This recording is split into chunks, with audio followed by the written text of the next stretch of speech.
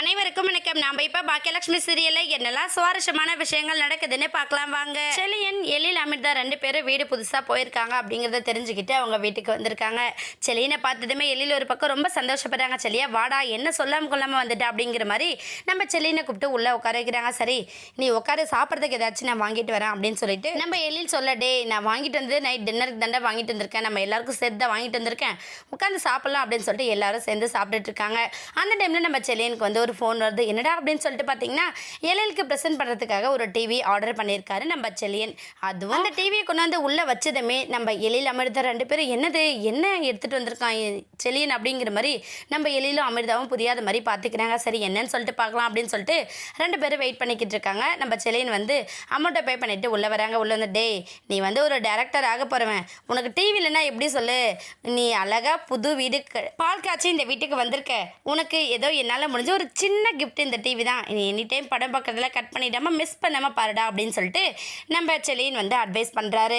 Advice பண்ணுறதோடு மட்டும் இல்லாமல் எனக்கு உன்னை நினச்சா ரொம்ப பெருமையாக இருக்குது, ஒரு பக்கம் ரொம்ப வருத்தமாகவும் இருக்குடா அப்படிங்கிறத நம்ம செலியன் சொல்ல, என்னடா வருத்தமானது கஷ்டமானதெல்லாம் என்கிட்ட சொல்லாத, என்ன உனக்கு சந்தோஷமாக இருக்கோ அதை மட்டும் என்கிட்ட சொல்லுன்றாங்க. உடனே செலியன் வந்து நான் 2மே சொல்கிறேன்னு சொல்லிட்டு, நீ வந்து சொந்தமாக ஒரு வீடு வாங்கி உன்னோட ஃபேமிலியை மெயின்டைன் பண்ணுற பற்றியா, அதெல்லாம் நினைக்கும் போது எனக்கு ரொம்ப பெருமையாக இருக்குது, நம்மளாலே தனியாக முடியும் அப்படிங்கிறது உங்ககிட்ட கற்றுக்க வேண்டியதாக இருக்குது அப்படிங்கிற அளவுக்கு நம்ம செலியன் சொல்கிறாரு. இன்னொரு பக்கம் நம்ம எப்போவுமே வசதியாகவே நம்ம வீட்டில் வளர்ந்துட்டோம், நம்ம கல்யாணம் ஆகி கூட அம்மா தான் நம்ம வீட்டு செலவு எல்லாத்தையுமே பார்த்துக்கிட்டாங்க, இப்போ தனியாக நீ வந்து இருக்கிற அப்படிங்கிறப்ப எனக்கு ரொம்ப வருத்தமாக இருக்குடா அப்படிங்கிறதையும் தெரியப்படுத்துகிறாங்க. சரி இவங்க எல்லாரும் பேசிக்கிட்டு இருக்கிற அந்த சமயத்தில் நம்ம கோபி வராரு. கோபி பார்த்ததுமே ரொம்ப ஷாக் ஆகிடுறாங்க. நம்ம எழில் ஏன்டா இவர் வந்தார் அப்படிங்கிற அளவுக்கு தான் நம்ம எழில் வந்து யோசிக்கிறாங்க.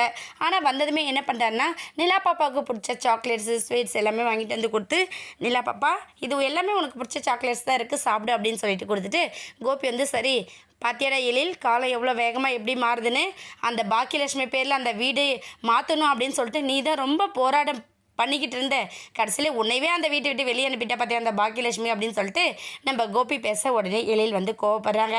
கோவப்படுறத தெரிஞ்சுக்கிட்டு கோபி வந்து, சரிடா நான் எதுவும் உன் அம்மாவை சொல்லலை, நான் வந்து சொல்லணும்னு நினைக்கல, ஆனால் இது வந்து உண்மைதானே அப்படிங்கிற மாதிரி சொல்லிவிட்டு சரி நான் கிளம்புறேன்னு சொல்லிட்டு நிலா கையில் காசு நிறைய கொடுக்குறாரு நம்ம கோபி. இதை வந்து எழில் வாங்க வேண்டான்னு சொல்கிறாங்க.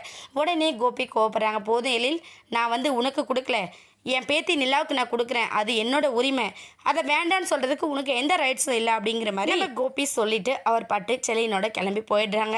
சரி விடுங்க, இதுக்கப்புறம் எதுவும் பேச வேண்டாங்கிற மாதிரி அமிர்தாவும் சமாதானப்படுத்திடுறாங்க. வரப்போகிற எபிசோட்ஸ் எல்லாமே ரொம்ப சுவாரஸ்யமாக இருக்க போது. ஏன்னா நம்ம அடுத்தடுத்து அவர் எப்படி டெவலப் ஆக போகிறாரு அப்படிங்கிறது தான் கதைக்குள்ளே கொண்டு வர போகிறாரு நம்ம டேரக்டர். வெயிட் பண்ணி பார்க்கலாம். இந்த வீடியோ உங்களுக்கு பிடிச்சிருந்தா மறக்காமல் நம்ம சேனலை சப்ஸ்கிரைப் பண்ணுங்கள். தேங்க்யூ.